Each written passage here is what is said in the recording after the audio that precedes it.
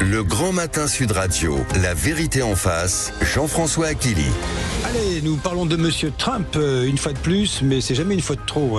Dans la vérité en face, 0826 300 300, la dernière, on va dire, originalité du président américain qui remplace à la Maison Blanche. Vous savez, il y a une série de portraits de tous les présidents des États-Unis qui sont alignés dans un couloir depuis le début.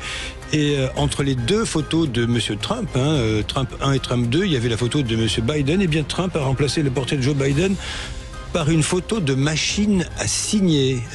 Sous-entendu, bien que le président, son prédécesseur, qu'il aime brocarder à l'envi, n'était plus en mesure de signer bien les décrets à la Maison-Blanche. C'était une machine qui œuvrait à sa place. On va en parler avec nos invités, pas seulement de ça, bien sûr. Avec vous, Philippe Carsanti, bonjour. Bonjour. Vous êtes porte-parole du comité Trump France. Absolument. Vous êtes l'homme qu'il faut pour parler de Donald Trump ici, en défense du président américain. Et avec vous, bonjour, Arthur Königsberg. Bonjour Jean-François Achilly.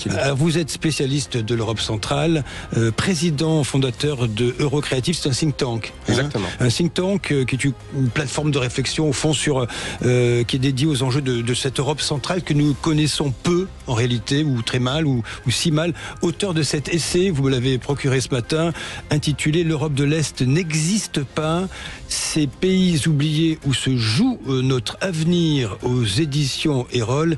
Et pour cause, Arthur Königsberg, avec cette guerre en Ukraine, est quand même un moment de bascule dans notre histoire de l'Europe. Allez, messieurs, je voudrais commencer avec vous, avant de prendre le premier appel de nos auditeurs. C'est la règle qui interviennent sur les sujets. Ce regard, je commence par vous, Philippe Carsanti, sur Donald Trump. Il y a eu ce discours spectaculaire, mardi, à l'ONU, à la tribune, au lendemain de l'intervention d'Emmanuel Macron et la reconnaissance officielle par la France d'un État palestinien. Ce que dit Donald Trump, il dit reconnaître l'État palestinien serait récompenser les terroristes du Hamas. Alors il dit autre chose, sur tous les sujets. Le changement climatique, plus grande arnaque jamais menée contre le monde, les pays européens qui vont en enfer à cause de leur politique migratoire trop laxiste. Il y a d'autres sujets. Pour commencer, Philippe Carsanti, que diriez-vous de ce franc-parler de Donald Trump à cet endroit précis, la tribune de l'ONU, ce n'est pas rien. Je pense qu'il est temps de parler. Quand on s'adresse à l'ONU, on s'adresse à 150 dictatures. Donc je crois qu'il est important de dire la réalité, c'est-à-dire que on peut avoir des avis différents sur certains sujets. Pour ce qui concerne la politique migratoire de l'Europe, on voit bien ce qui s'est passé depuis 50 ans. Ça s'est aggravé encore récemment avec Angela Merkel, qui a fait venir des millions de Syriens. Pour ce qui concerne le dérèglement, réchauffement climatique, comment vous pouvez l'appeler comme vous voulez, il y a un dogme en Europe qui fait qu'on n'a pas le droit d'en parler. C'est intéressant de voir que même quand on en parle dans certains médias français, moi j'ai subi ça en parlant sur BFM ou sur France Télévisions, c'est qu'on a des signalements Arcom. Il n'y a aucune certitude scientifique sur ces choses-là et on a le droit d'en parler. Ce qu'il rappelle aussi, c'est que les industries automobiles européennes sont en train de s'effondrer en raison du fait que ce dogme climatique a contraint les constructeurs automobiles à cesser de produire des voitures thermiques de plus en plus.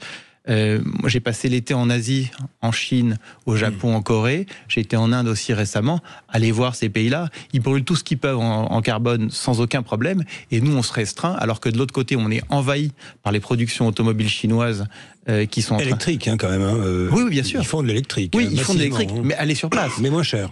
Oui, ils font beaucoup moins cher, mais aller sur place. Donc, ils sont en train de détruire nos productions automobiles européennes par la concurrence, mais de leur côté, brûler du charbon, du pétrole, ça ne leur pose strictement aucun problème. La pollution vient de ce côté-là du monde, et nous, on se restreint de toutes nos forces, alors que ça ne change strictement rien à la réalité de l'environnement international. Arthur Königsberg, vous dites, comme Philippe Carsanti, que c'est une prise de parole franc-parler rafraîchissante, ou elle vous inquiète ? Rafraîchissante, pas du tout. C'est dans la continuité des discours de Donald Trump depuis des années.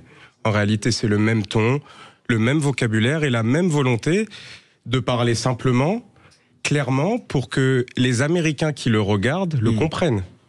C'est ça l'objectif de Donald Trump, c'est d'être compris, de ne pas aller dans la complexité des choses. Vous dites quoi, il parle à sa base ? Il parle exactement à sa base, qui fait aussi des émules en Europe aujourd'hui, on le voit. Il met par terre à la tribune de l'ONU le multilatéralisme. En résumé, ça ne sert à rien. Il met par terre la lutte contre le réchauffement climatique. En résumé, ça sert à rien. Il met par terre les projets de coopération, de développement, d'aide au développement des pays les plus pauvres, parce qu'en résumé, ça ne sert à rien. C'est ça. Ce qu'il s'est passé à la tribune de l'ONU, c'était un moment de quintessence du Trumpisme.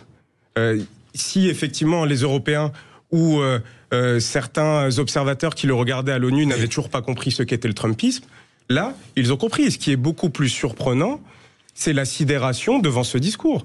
En réalité, ce n'est pas du tout un discours de rupture. C'est Trump. C'est Trump. Aujourd'hui, effectivement... Oui, vous avez entièrement raison, mais permettez-moi seulement, pour connaître bien l'administration Trump et son entourage, que son objectif n'est en aucun cas de parler au peuple américain. Le peuple américain, il lui parle régulièrement. Là, l'objectif était clairement de s'adresser au monde et de remettre l'église au milieu du village. C'est-à-dire que quand on voit Emmanuel Macron qui va faire à l'ONU la veille un discours complètement délirant, je veux dire, du point de vue, encore une fois, je peux vous dire, quand vous voyagez à l'international, quand vous allez... Pourquoi vous dites délirant ? Parce que dans le monde entier, aujourd'hui, la France est totalement décrédibilisée. C'est-à-dire qu'on se pose la question, après avoir entendu Emmanuel Macron faire sa reconnaissance de l'État fantôme palestinien, de savoir quel est son objectif. Certains disent que c'est pour se recaser au Qatar, comme l'a fait Nicolas Sarkozy après son départ en 2012 pour 2027. Certains disent que c'est pour préparer son secrétariat général de l'ONU en 2027 aussi, après la présidence de la République. D'autres pensent que c'est pour calmer les banlieues françaises. Moi, je pense que c'est plutôt un narcissisme. Il ne supporte plus de n'être plus rien en France, c'est-à-dire de n'avoir plus aucun impact après sa dissolution ratée, et donc maintenant il cherche à exister à l'international. Alors il est applaudi par les pires dictatures, il est applaudi par l'Iran. Il y a une photo ignoble pour la France, déshonorante, où on voit Emmanuel Macron serrer la main du chef terroriste Jolani, président de la Syrie maintenant, sous les yeux bienveillants du Qatar, parrain international du terrorisme mondial. Donc je veux dire, aujourd'hui, la situation diplomatique de la France, si vous sortez, encore une fois, moi je voyage beaucoup, allez en Asie, allez en Amérique latine, allez aux États-Unis. Vous dites quoi, que notre image est abîmée désormais ? Notre image que vous prétendez, est dévastée. Dévastée. Dévastée. Je veux dire, vous savez, moi, quand j'étais en Asie, la chose dont on me parlait le plus souvent, c'était la gifle qui s'est prise par Brigitte Macron dans l'avion. Non mais vous trouvez peut-être ça anecdotique. Ce que je veux simplement dire, c'est que l'image de la France, c'est ça. C'est-à-dire que c'est un président qui se fait même gifler par sa femme en public. Arthur Koenigsberg, sur la position, alors c'est plus le sujet de Trump, mais après tout, tout est lié, d'Emmanuel Macron sur la question palestinienne. Vous êtes comme Philippe Karsenty, vous trouvez que ça abîme l'image de la France, que c'est un narcissisme, je vous cite, je reprends vos mots.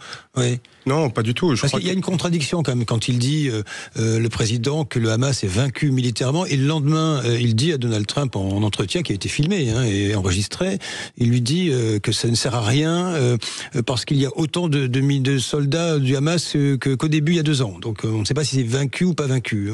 Ce qu'on sait sur l'opération militaire israélienne, c'est qu'effectivement elle est une réussite dans le sens où le Hamas n'a plus la capacité d'attaquer militairement directement Israël.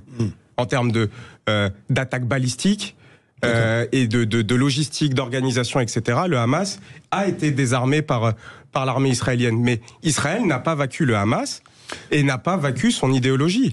Et c'est ça qu'essaye d'inverser, cette logique qu'essaye d'inverser la France et d'autres pays européens, d'autres pays arabes. C'est, au fond, de sortir le Hamas et de son monopole sur la question palestinienne et d'offrir peut-être un autre projet aux Palestiniens plutôt que le projet offert par le Hamas. Et c'est surtout pour Israël et sa sécurité la nécessité de le sortir de l'impasse stratégique dans laquelle elle se met depuis des mois, où on ne comprend plus bien si le gouvernement Netanyahou défend les intérêts stratégiques d'Israël ou s'ils défendent leurs propres intérêts politiques. S'ils ne veulent pas perdre le pouvoir et s'ils ne sont pas dans une aventure complètement idéologique qui mène Israël dans une impasse stratégique totale. Alors là-dessus, sur ce conflit, Philippe Karsenty, Trump voudrait lui avoir le prix Nobel de la paix. Il le réclame, il le dit ouvertement, au moins ça lui mérite d'être clair. Emmanuel Macron dit il ne peut l'avoir que s'il met fin à ce conflit-là. Alors, Sachant qu'il y a à l'instant précis, à la radio, et je sais que je vais me faire taper sur les doigts, avoir un désaccord avec Donald Trump, je pense que c'est infantile de chercher à obtenir le prix Nobel de la paix quand on connaît l'idéologie des gens en Norvège là-dessus. C'est totalement grotesque. Je pense qu'il ne l'aura jamais. Il peut faire la paix dans le monde entier, il peut se promener partout, il peut faire toutes ces paix, il ne l'aura jamais. Donc je trouve que c'est... Et pour avoir même parlé avec des membres de l'administration qui m'ont dit « Est-ce que tu peux nous aider auprès de certains pays à aider, à pousser ?» Je leur ai dit « Cela n'a aucun sens, il ne l'aura jamais. » Mais pour revenir sur ce que vous disiez par exemple par rapport à Israël, je pense que la France n'a strictement aucune raison de donner un avis sur les positions diplomatiques d'Israël quand on voit la déconnexion de la France. Oui, vous avez raison, c'est très difficile de vaincre une idéologie. L'idéologie des frères musulmans, qui est promue par le Qatar et qui est poussée par Emmanuel Macron par son intermédiaire. Pour ce qui concerne Israël, il y a quelque chose qui m'étonne quand même dans l'attitude d'Emmanuel Macron. Israël est en train de vaincre, objectivement, ses ennemis. C'est-à-dire que ce soit donc le Hezbollah avec l'opération Beeper, qui est un succès incroyable, pour lequel Macron n'a même pas félicité Israël alors qu'ils ont tué les auteurs de l'attentat qui a tué 58 soldats français au Drakkar à Beyrouth. Grâce à l'opération Beeper, ça a déstabilisé Bachar al-Assad qui a quitté le pouvoir en Syrie, qui est un adversaire. L'Iran a été frappé, neutralisé en partie son programme nucléaire. Pour ce qui concerne les Yéménites, ils continuent à frapper, mais ils sont bien affaiblis. Pour ce qui concerne le Hamas, vous avez raison, ils sont vaincus quasiment, définitivement, militairement, mais il y a un problème, encore, vous avez raison, sur l'idéologie. Mais pourquoi Emmanuel Macron vient en secours à la destruction de l'État d'Israël ? C'est ça qu'on ne comprend pas. Et aux États-Unis, dans l'administration Trump, on ne comprend pas, alors qu'Israël est en train de faire un grand service au monde en essayant de vaincre l'idéologie islamiste, de voir que la France vient au secours de l'islamisme avec en arrière-cour le Qatar. Arthur Koenigsberg, c'est très frustrant. Hein. Vous allez avoir la parole, mais dans un instant. Hein. Donc retenez vos arguments. Je vous promets, je vous donne la parole. C'est promis. Nous écouterons aussi les arguments d'Arnaud, hein, qui va nous appeler de Vannes au sujet de son regard sur le président américain Donald Trump. Il est 9h44. Restez avec nous pour la suite de La Vérité en face sur Sud Radio. Le grand matin Sud Radio, La Vérité en face. Jean-François Aquili. Nous parlons de Monsieur Trump dans La Vérité en face, 0826 300 300, et je vous promets, Arthur Koenigsberg, vous allez avoir la parole en priorité. Je vous ai coupé le sifflet au moment de répondre à Philippe Carsanti, mais nous sommes en ligne et nous avons le plaisir d'être avec vous. Bonjour Arnaud. Bonjour Jean-François. Vous nous appelez de Vannes, Arnaud. Alors vous avez entendu un peu les débats là, dans le studio. Vous dites quoi, vous, du Trumpisme ? Pour moi, je sais pas si c'est du Trumpisme, c'est surtout du réalisme. Voilà un homme qui est capable, sans prompteur et sans escalator, de remettre l'église au milieu du village et à la face du monde. Donc c'est extrêmement rafraîchissant d'entendre un chef d'État de l'ampleur des États-Unis, d'un grand pays, dire ses vérités, dire ses quatre vérités au monde. Ce qu'il dit à la tribune de l'ONU vous provoque en vous, qu'est-ce que ça vous provoque ? C'est vous dites enfin c'est un parler vrai, ou est-ce qu'il va pas un peu loin quand même ? Non, voilà, non, c'est une question. Enfin un parler vrai officiel qui ne rentre pas dans les cases du wokisme et de la bien-pensance obligatoire qu'on nous inflige depuis tant et tant d'années. Donc, quel réalisme. On comprend qu'il soit élu largement aux États-Unis, parce que on voit bien d'ailleurs avec l'assassinat de Charles Kirk qu'il gêne beaucoup le système. Voilà, ce qu'on appelle le deep state international.